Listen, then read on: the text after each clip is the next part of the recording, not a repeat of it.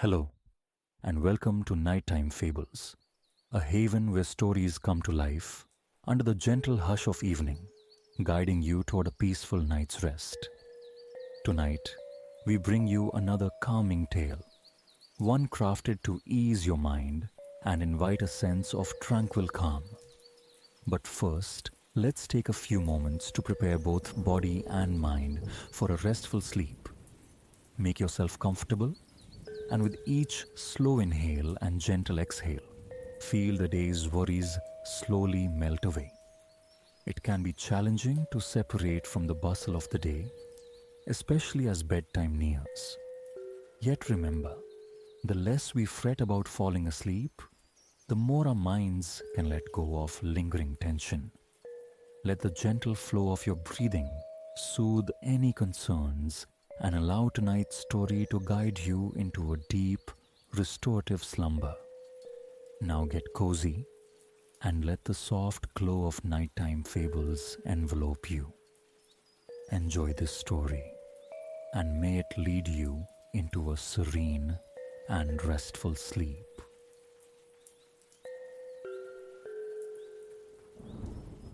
The distant lament of gulls pulled Ilara from sleep's deep waters, sunlight a warm hand resting upon her face.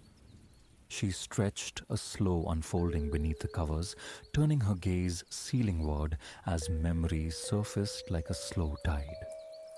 Vacation.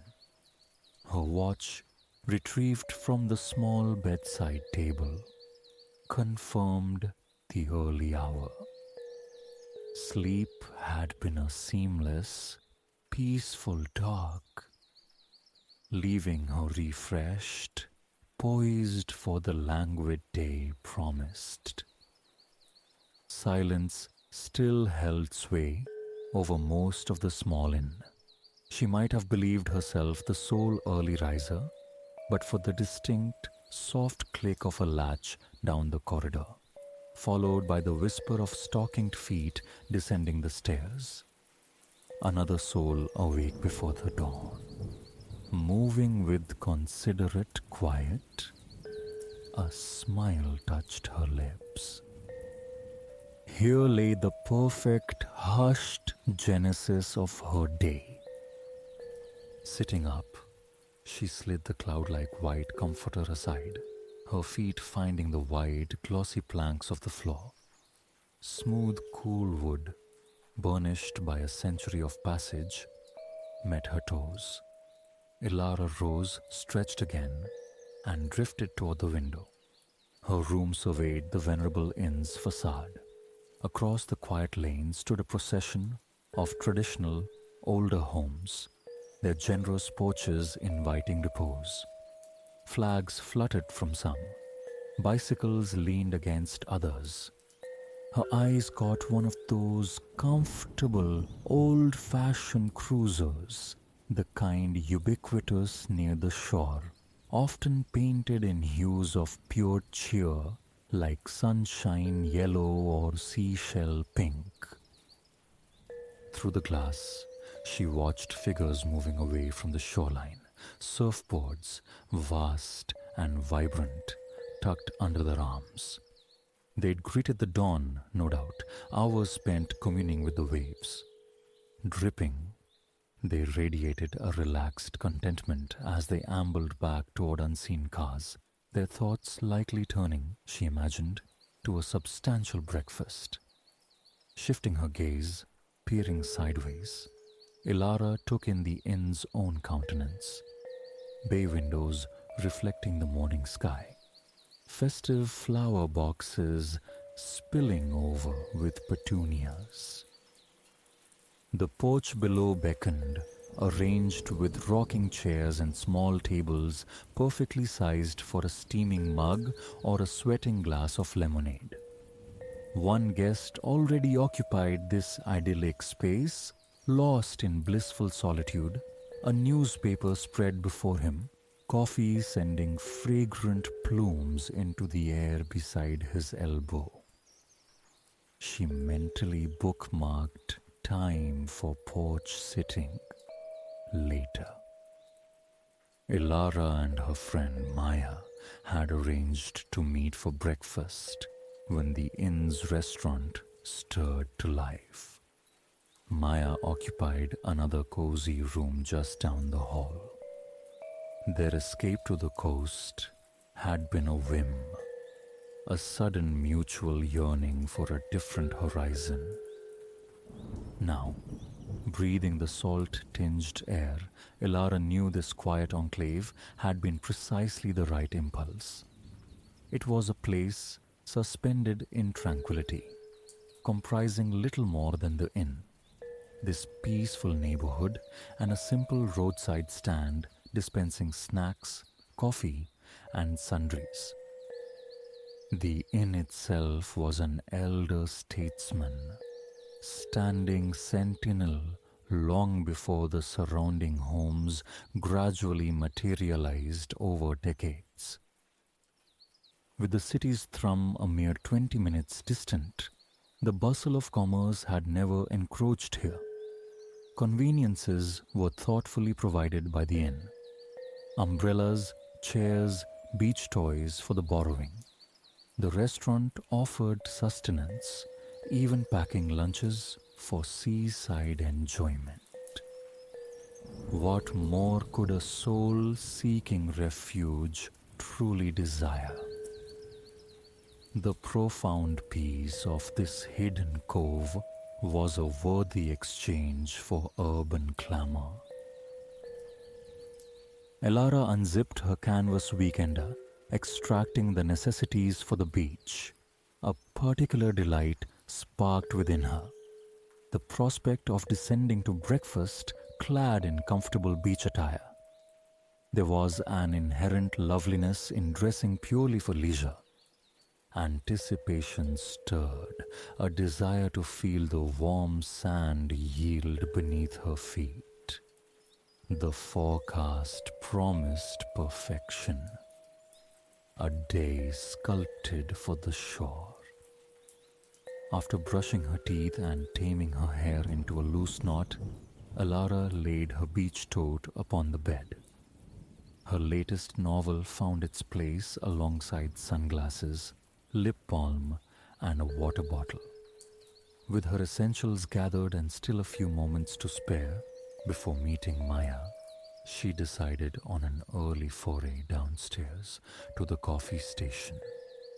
Picking up her room key, attached to a diamond-shaped plastic fob bearing her number, she stepped into the hallway, quietly securing the weathered white door behind her.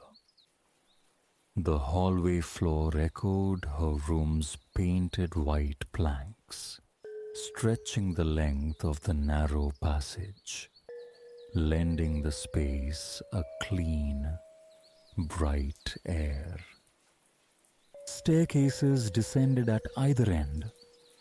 Between the room doors, vintage prints adorned the walls, scenes of beachgoers from bygone eras in charmingly modest swimwear, and one striking antique illustration of a lobster.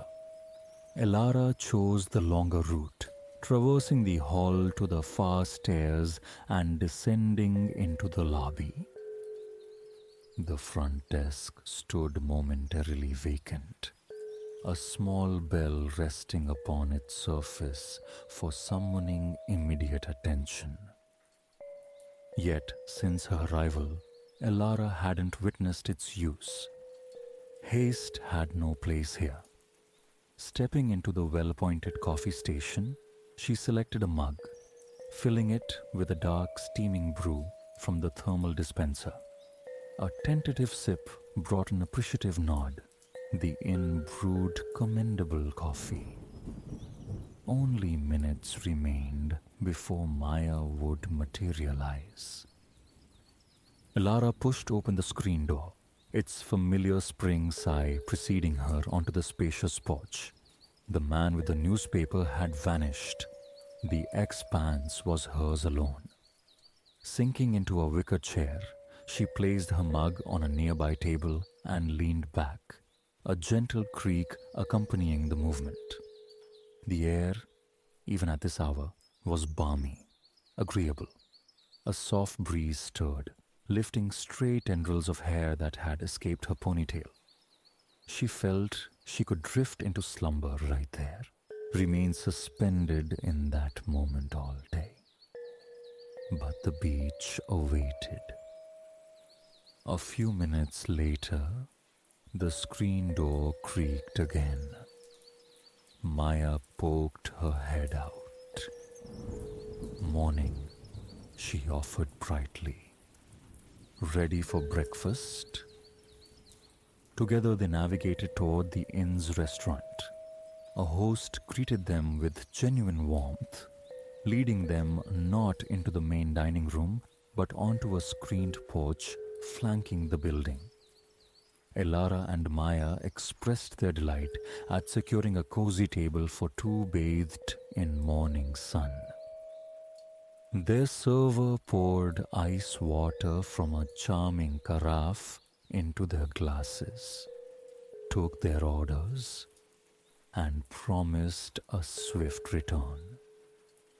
While awaiting their meal, the two friends studied a paper copy of the takeout menu, already strategizing lunch for the beach. A tempting array unfolded. Cold sandwiches jostled alongside boardwalk classics like grilled cheese and hot dogs. Elara settled on a lobster roll, creamy with mayonnaise, while Maya chose chicken salad. One of Ilara's enduring affections for beach days was the heightened pleasure of food consumed seaside. Something about the sun, the sand, the salt air amplified every flavor. She eagerly anticipated that first bite of lobster roll after hours surrendered to the shore. As they ate their breakfast, bagels, fresh squeezed orange juice, vibrant fruit, other guests gradually filled the surrounding tables. A family nearby recounted yesterday's beach exploits with cheerful animation. Other tables suggested couples on romantic retreats or old friends reuniting for a weekend escape. The collective mood was one of relaxed contentment. Shorts, sun hats, and flip-flops were the prevailing uniform.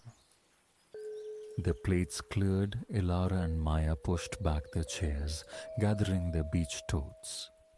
The short pilgrimage to the water beckoned, the quest for the perfect patch of sand.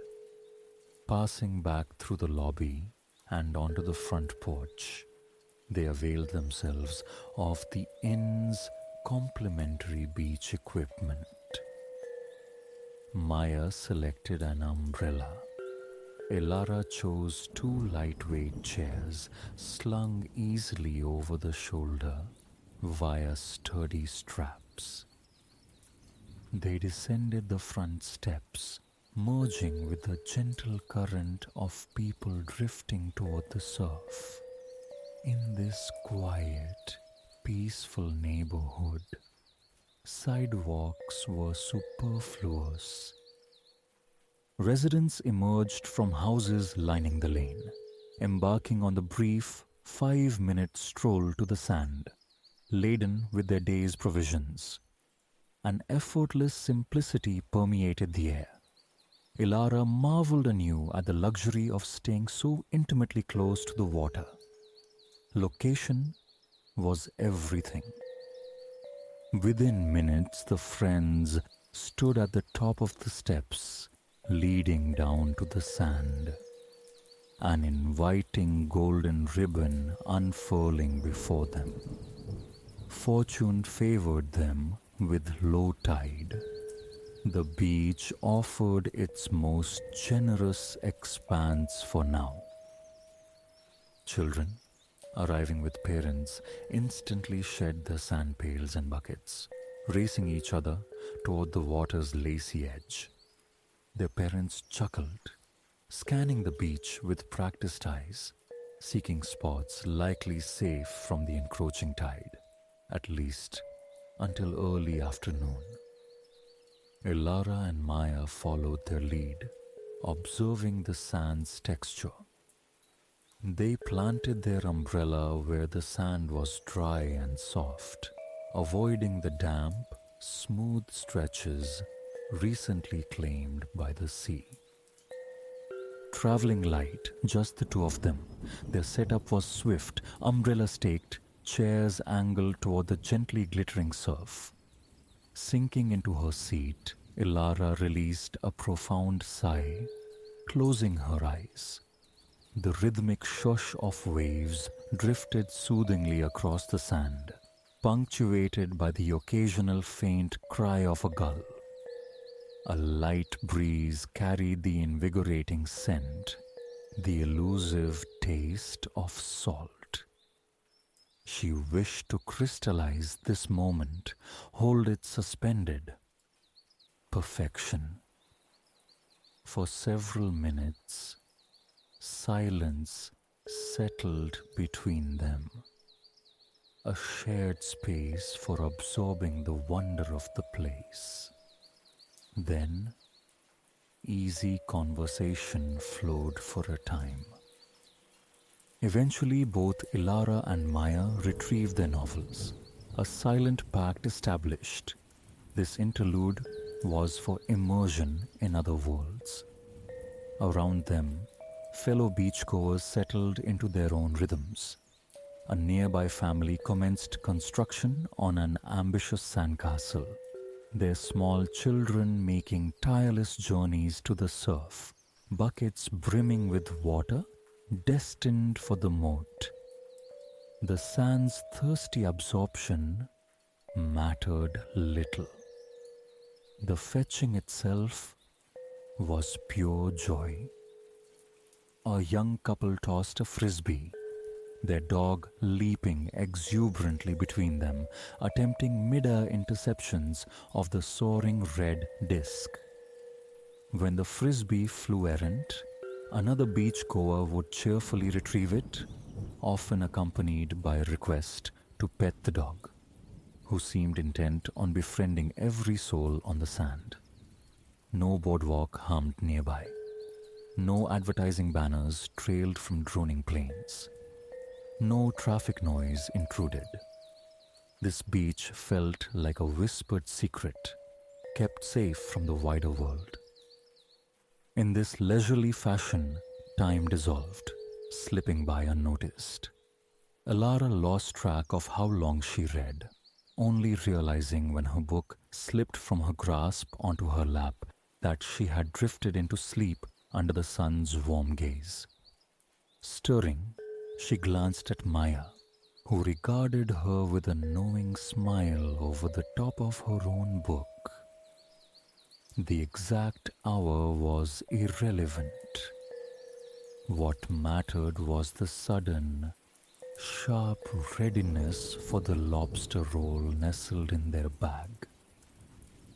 They opened the insulated bag, unwrapping their lunches with happy anticipation, nestling cold water bottles into the sand beside them, tearing open bags of potato chips with a satisfying crackle. The tide had crept closer during their repose. Children who had been whirlwinds of energy hours before now gravitated toward the shade of parental tents and umbrellas, claiming midday snacks. Ilara observed a mother nearby, a sleeping baby draped across her lap, testament to the sea air's dual power, both refreshing and profoundly soporific. The lobster roll and chicken salad sandwich vanished quickly. Both Ilara and Maya agreed, were excellent. Dusting chip crumbs and stray bread fragments from her lap, Ilara stood, announcing her intention to dip her toes in the water. Maya nodded understandingly. Hours soaking in the sun made the sparkling water utterly irresistible. Ilara ambled down to the wave line, watching as the surf surged up the sand. swirling coolly around her ankles. The chill was delicious, a perfect counterpoint to the accumulated warmth. Reaching down, she splashed the frigid water onto her shoulders and the back of her neck. Shielding her eyes against the sun's glare, she surveyed the aquatic activity. A woman floated nearby on an inner tube, placidly consuming an ice cream sandwich. Now that, Elara thought with an inward grin, is inspired. She stood, observing the wet sand beneath her feet as the water washed in, paused, then receded, revealing fleeting traces of some glittery, golden substance mixed within the grains, visible only underwater. It possessed a subtle beauty. Strolling along the surf's edge, she reached a rocky outcrop teeming with tide pools. Balancing carefully on the uneven surfaces, she peered into the trapped miniature oceans, watching minuscule hermit crabs scuttle across their sandy floors. Children knelt nearby, absorbed in close examination of the tiny creatures. One boy scrambled back towards his parents further up the beach, eager to report his thrilling discovery. Looking up from the pools, Elara saw Maya, now a small distant figure beneath their umbrella. She slowly retraced her steps along the encroaching tide line until she regained her seat. Picking up her book once more, Elara noticed Maya had succumbed to a doze and smiled inwardly. Even that short amble along the shore had renewed her own desire to simply sit and be. As the afternoon deepened, time seemed to stretch, almost pausing. Elara frequently looked up from her novel, pleasantly adrift in thought. She watched a man skillfully maneuvering a vibrant kite against the blue expanse, observed the steady growth of the sandcastle fortress nearby. Some of the children she'd seen running tirelessly earlier now slept soundly in the shade beside their parents. A few families around them began the slow ritual of departure, shaking sand from buckets, diligently filling in excavated holes, collapsing colorful chairs. The relentless turning of the tide brought the water significantly closer to their position. When Maya stirred from her nap, Elara confessed to feeling a touch overheated and simultaneously peckish again. Maya readily agreed it might be an opportune moment to retreat to the inn for a snack and to prepare for dinner. Gathering their belongings and the borrowed beach gear, Elara and Maya slipped on their flip-flops and ascended the stone steps leading back to the street level. The late afternoon hummed with activity up there. Not only were numerous beachgoers concluding their day by the water, but the yards of the homes facing the lane buzzed with life. At one sprawling residence, a family engaged in a light-hearted game of croquet. Next door, preparations were underway for an outdoor meal, a table being set while children tumbled in and out of the house.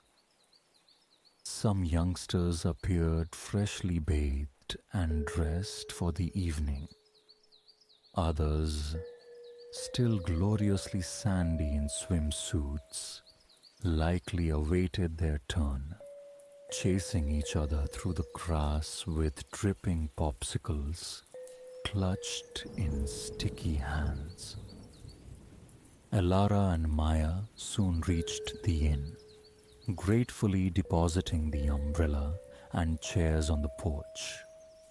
After a thorough dusting, they carefully stacked the borrowed items where they had found them, leaving them ready for the next guests. Entering the lobby, they were met with a delightful surprise. Afternoon coffee hour was in full swing. Beyond the expected hot beverages and iced lemon water, a platter held warm chocolate chip cookies, each nestled invitingly in its own paper sleeve. Elara selected one that looked particularly promising, smiling as she slid it free and took a bite. Soft, studded with large crystals of white sugar, its semi-sweet chips still slightly molten. It was perfect. Sinking into two plush easy chairs in the lounge area, Alara and Maya exchanged wide grins, savoring their cookies in companionable silence. This unexpected treat would bridge the gap perfectly until the later dinner reservation. They watched the ebb and flow of people through the lobby for a while. Some exchanged warm greetings, others approached the desk attendant with queries. After a bit, Maya suggested they separate for a time, retreating to their respective rooms to rest and refresh.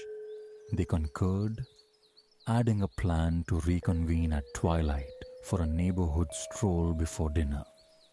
In single file, they climbed the old wooden staircase to the upper floor. Reaching the landing, they parted ways with a promise to meet in the lobby shortly. Elara slid her key with its familiar plastic fob into the lock. The mechanism yielded with a satisfying clunk, and the door swung inward.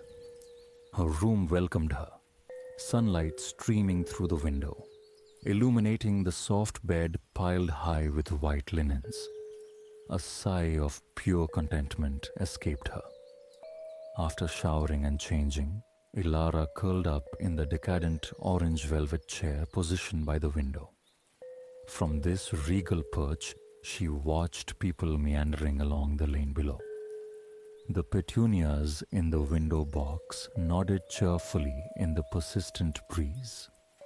She observed the diverse streams of humanity flowing up the road, returning from their own late afternoon pursuits, naps, games, convivial chats. Leaning her head against the chair's plush back, she took several slow, deep breaths. She couldn't recall the last time she had felt so utterly relaxed.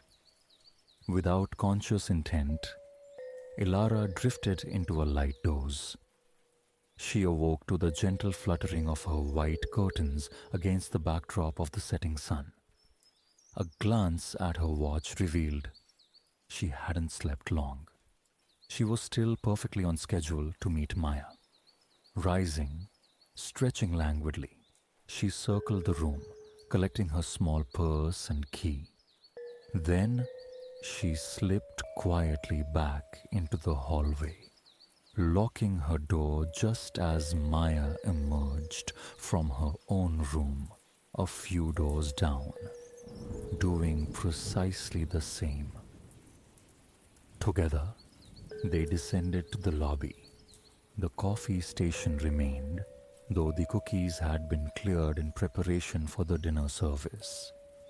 Peeking into the restaurant, Ilara saw servers arranging tables, seating the first diners of the evening.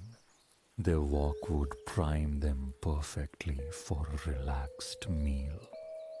As they pushed through the swinging screen door onto the porch, the faint, musical clinking of water glasses drifted from within the inn. Turning instinctively toward the beach, they were greeted by a sky ablaze with pink and orange, a spectacular sunset unfurling.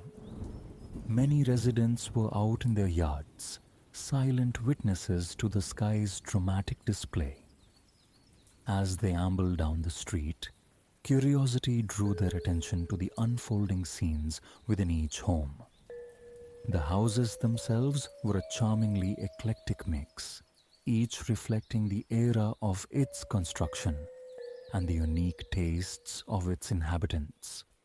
A modest Cape Cod, with its slanted roof and enduring shutters, might stand companionably beside a sleek, contemporary structure dominated by vast glass windows.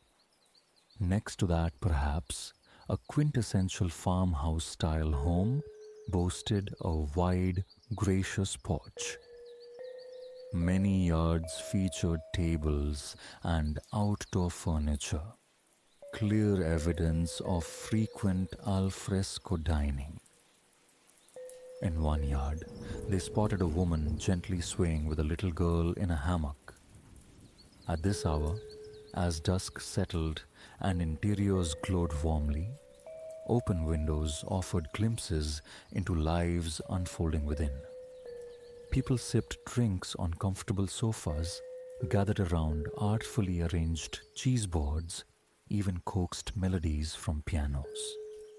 At one house, a colorful pile of sand toys lay drying near the garage, while a man tossed ball with two small girls in the front garden.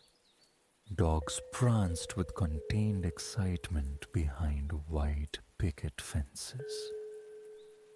What a fine life for a dog, Ilara mused. She noticed a growing trend. More and more people emerged to arrange luminaries along their driveways. Simple white paper bags weighted with sand, each cradling a lit candle in its center. Homes without luminaries often compensated with strings of white lights twined around trees and fences. Maya recalled seeing a flyer mentioning something called the Night of White Lights. This, she surmised, explained the festive illuminations. Elara found it utterly charming. The streets shimmered with a gentle, magical beauty. Their path eventually led them along a stretch running parallel to the beach. The tide, having reached its zenith while they rested, was now receding once more. Figures could be seen scattered along the shoreline. Couples, small groups, seemingly drawn from their evening routines to admire the moonrise or toss toys for gleeful dogs. Elara noted with affection that most appeared to have wandered the block or two entirely barefoot. Elara and Maya arrived back at the inn, marveling at the perfect timing of their walk's conclusion. Re-entering the lobby, they waited patiently for the restaurant host to guide them to their reserved table. The atmosphere within the spacious dining room was now imbued with evening enchantment. Votive candles flickered on every table, and the two screened porches hummed with the quiet conversations of diners leaning over their meals. Elara and Maya were shown to a snug table tucked into a nook, perfectly positioned to catch the warm breezes drifting in from outside. Perusing the menus, they faced a delightful dilemma. Offerings catered to every palate: pristine seafood, comforting pastas, rustic wood-fired pizzas, and more. After considerable deliberation, Elara chose a seafood pasta, while Maya opted for pizza. Both dishes proved sublime, precisely what was needed after a long, languid day by the sea. Why, Elara pondered idly, did merely sitting in the sand induce such profound hunger? It remained one of life's gentle mysteries. They concluded their meal with a shared slice of cheesecake. Elara savored each mouthful, carefully sectioning off small bites with her fork, relishing the dessert's rich creaminess. Once the last crumb of cheesecake vanished, they both had to concede a deep readiness for bed. Full, content, and suffused with a relaxation deeper than either could readily recall, they thanked their server and the host walking with deliberate slowness back into the lobby. The sole occupant now was the nighttime desk attendant, methodically clearing the last vestiges of the coffee service, preparing the station for the morning's revival. She turned and offered them a warm smile. "Did you enjoy your dinner?" she inquired softly. They both nodded affirmation, murmuring that it had been wonderful. And it truly had. Ilara and Maya each poured a fresh glass of water from the dispenser before heading upstairs. Parting ways on the landing, they exchanged quiet goodnights, knowing this marvelous day would linger long in memory. Back within the sanctuary of her room, Ilara sank gratefully into the embrace of her large, soft bed. Gazing around with deep appreciation, she reflected on the singular loveliness of the place. Thanks to the balmy night, the windows remained open, admitting the occasional murmur of conversation or the whir of a bicycle passing on the street below. Propping herself against a mountain of white pillows, she angled her book into the golden circle of light cast by the bedside lamp. The silence within the room felt absolute, as if she were enclosed in a tiny, peaceful cocoon, drifting gently alongside the seaside world outside. She had entertained notions of finishing her novel, but soon her eyelids grew heavy, signaling sleep's imminent claim. Setting the book aside for the morrow, she flattened the pillows, reached over, and extinguished the lamp. Turning onto her side, she watched drowsily, the slice of moonlight painting a pale stripe across the white floorboards. In the darkness, everything here seemed rendered in gold and white, she thought, hovering on the edge of sleep. The salt-laced breeze stirred her curtains once more as she surrendered to sweet dreams. Ilara heard the distant, rhythmic cadence of the surf meeting the sand. Then she slept. Good night. Cobblestones murmur beneath your feet as a bell's resonance shivers through the air, fading into the gentle clink and chatter spilling from a nearby sidewalk cafe. This slender artery of Bordeaux, blessedly free of automobiles, pulses with life.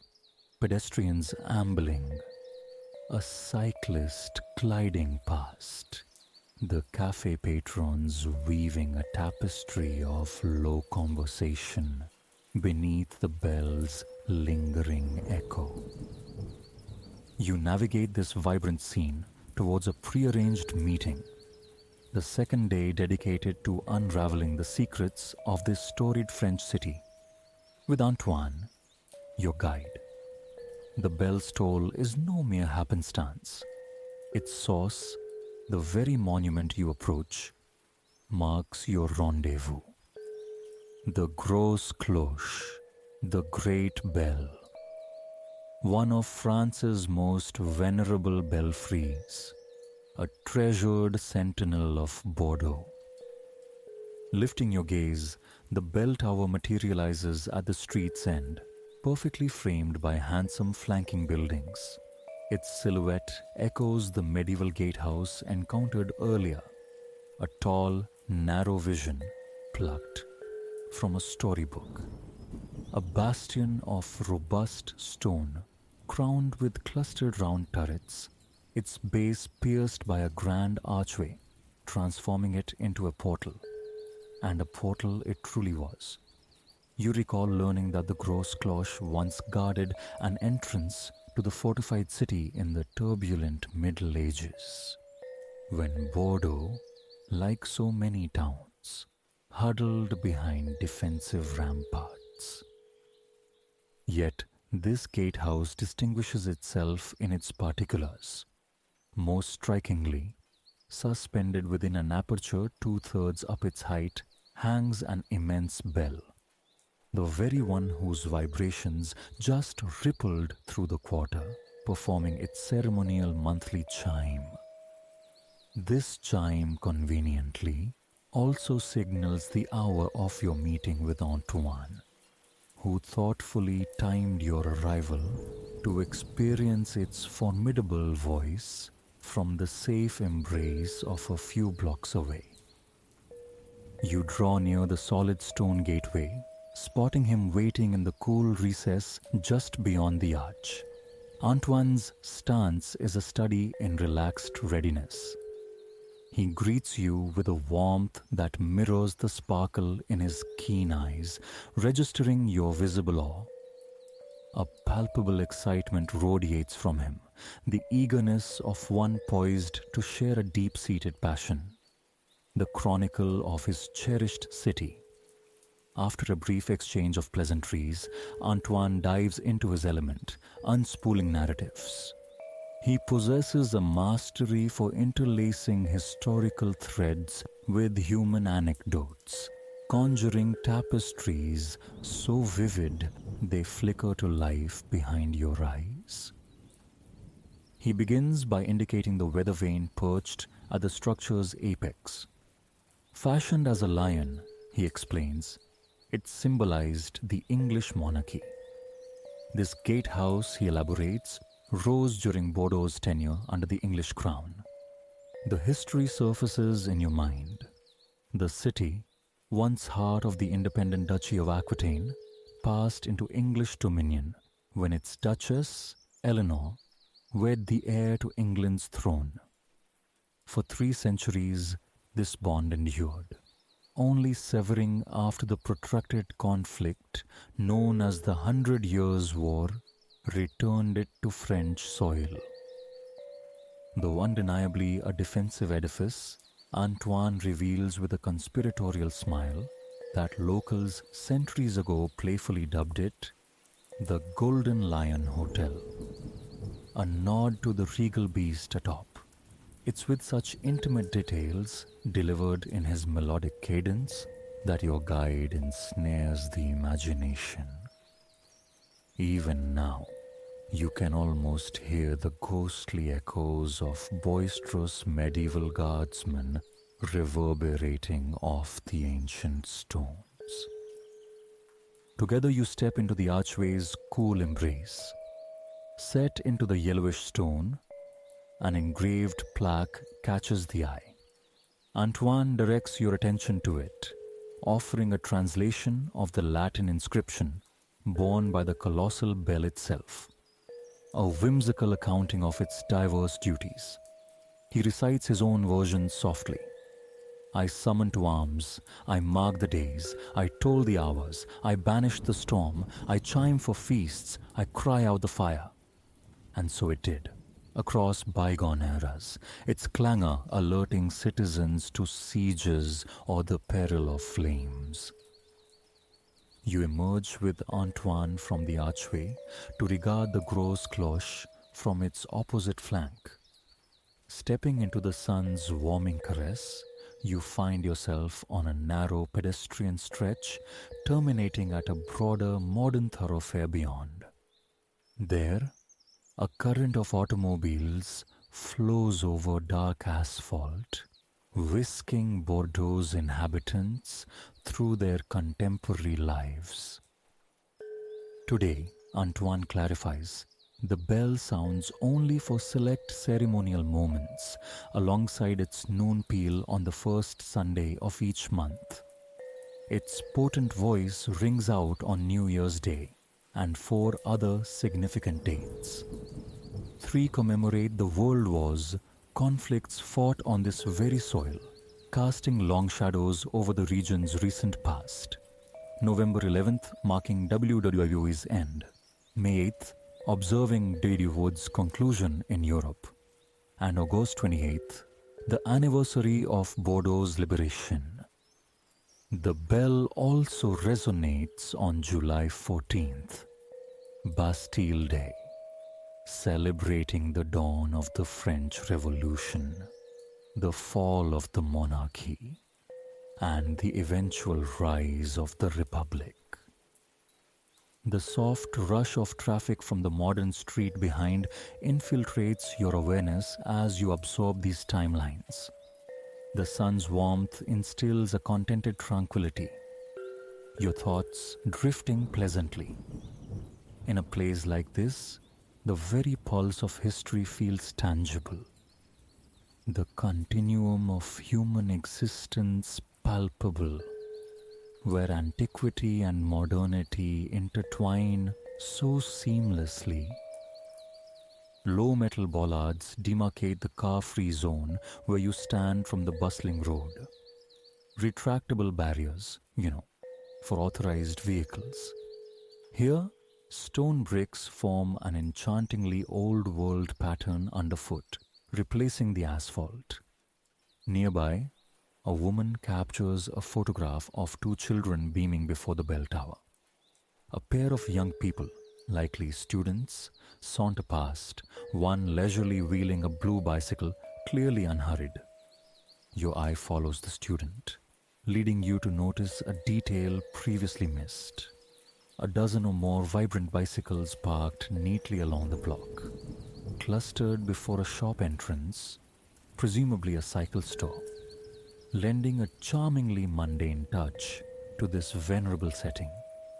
The woman and children, their photo session complete, skip away, their happy chatter fading.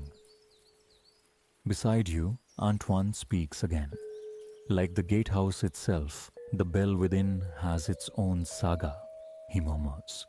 Or rather, the bells, plural, for many have hung within this ancient monument across the centuries. Roughly 500 years ago, shortly after Bordeaux rejoined France, a French king confiscated the bell to chastise the city for rebellion. Years later, improved conduct earned its return. That particular bell, victim of royal pique, is long vanished. The current resident, however, is no youngster. Cast in 1775, it predates the American Declaration of Independence. But now, Antoine guides you away from this medieval vestige towards a more recent facet of the city. You turn towards the asphalt ribbon and its stream of cars. Wider than the serpentine lanes of the old quarter, this avenue boasts broad sidewalks shaded by large, leafy, ancient trees. You stroll beneath this pleasant canopy, observing passers-by while admiring the grand edifices lining the way. Graceful structures of warm-hued stone adorned with wrought iron balustrades, reminiscent of the Parisian architecture that defines the popular image of French cities. You pass one building whose large rectangular windows are partially veiled by picturesque iron grills, its stone facade embellished with ornate carvings. Twin columns flank an enormous arched entrance, within which intricately carved double doors of polished wood stand sentinel. You pause, momentarily captivated by its beauty. Above this magnificent portal, elegant letters etched in stone proclaim Université de Bordeaux. A small gasp escapes you at the sheer loveliness of this seat of learning. Then you move on, Antoine leading towards the next chapter. There's no rush. Both of you understand that simply traversing these timeless streets, observing, absorbing, is integral to the experience. Your breathing falls into a gentle rhythm, matching your steps beside Antoine. Soon, you arrive at Rue Sainte-Catherine, renowned as Europe's longest pedestrian thoroughfare. Turning onto it, you're instantly enveloped by its immense charm. A delightful bustling shopping street, It teems with people, some purposeful on errands, others indulging in leisurely ambles. An undeniable air of enjoyment pervades, and how could it not? The street's allure is as potent as the draw of its inviting boutiques. Glossy, beige, diamond shaped tiles pave its length, bordered by contrasting square grey tiles. Footsteps shuffle agreeably on this gleaming surface, a symphony of voices rising and falling around you. A young woman drifts past, shopping bags dangling from one arm, a vibrant bouquet clutched in the other. From the opposite direction approaches an elderly gentleman, the tip of a long, slender baguette peeking from a curious cloth bag slung over his shoulder. A bag whose narrow form, you realize, could serve no other purpose. You proceed down this captivating street until another imposing archway looms ahead, marking Rue Sainte Catherine's terminus. This structure is markedly different from the Gros Cloche where today's journey began. Its arch soars much higher, unattached to any castle-like medieval edifice. This is a triumphal arch, erected in the 18th century after the ancient city walls were dismantled. Through its opening, framing the view beyond, stands a tall, slender obelisk dominating a vast plaza. This, Antoine informs you, is the Place de la Victoire, Victory Square. Passing beneath the impressive arch, you step onto an expansive cobblestone expanse. White stones form diamond patterns radiating outwards from the central obelisk. This intriguing sculpture, fashioned from so-called red marble that appears sun-bleached and pinkish, is paired with a bronze statue of an enormous turtle facing away from it. Both obelisk and turtle, Antoine explains, are relatively modern additions, honoring Bordeaux's vital wine industry. The turtle signifies the industry's slow, steady development since the Romans introduced choice wines millennia ago. In ages past, this vast open space served as fairgrounds just outside the city walls. Today, it thrives with people strolling or lounging at the obelisk's base. A cluster of young people engages in deep conversation nearby. Several cyclists glide across the cobbles. Antoine proposes a pause, suggesting refreshments at a cafe bordering the plaza. You readily assent. He leads you to a neat row of inviting chairs shaded by large red umbrellas. You sink into one, its woven vinyl comfortably yielding. A waiter, immaculate apron cinched at his waist, materializes. You order a Mont Alo, a personal favorite. This invigorating concoction of sweet mint syrup and chilled mineral water is cherished partly for its crisp freshness, especially welcome on a warm afternoon like this, but mostly for its distinctiveness. For you, it viscerally embodies the south of France, instantly evoking the region's magic to all senses. The waiter returns with your drink in a tall, slender glass. The liquid within glows a bright Kelly green. Condensation frosts the exterior. An agreeable minty fragrance greets your nostrils as you inhale deeply. You take a sip, the coolness a welcome balm on your tongue. From the surrounding tables, a multitude of voices speaking diverse global languages interlace in the afternoon air. You allow your eyes to close for a moment, listening. The varied tongues seem to meld into a single, composite human language that, you fancy, you can almost decipher. French flows from multiple directions, naturally. Nearby, a cascade of what sounds like Italian. You catch the name Bordeaux, uttered with a near reverence. Further off, a snatch of English praises the grand plaza. From another direction drift the melodic tones of a Scandinavian tongue. Woven through all these voices is a common thread: enthusiasm, hope, admiration, a shared respect for the beauty of human creation surrounding you all. And it is this undercurrent, this collective energy, that forms the unified expression you imagine understanding. You feel its meaning, its emotion resonating deep within. It mirrors the human experience shared among these disparate people from across the globe, and shared too among all those who walked these stones before, whose stories linger in the very air. You inhale slowly, acknowledging your connection to them all with a profound certainty that fills your being.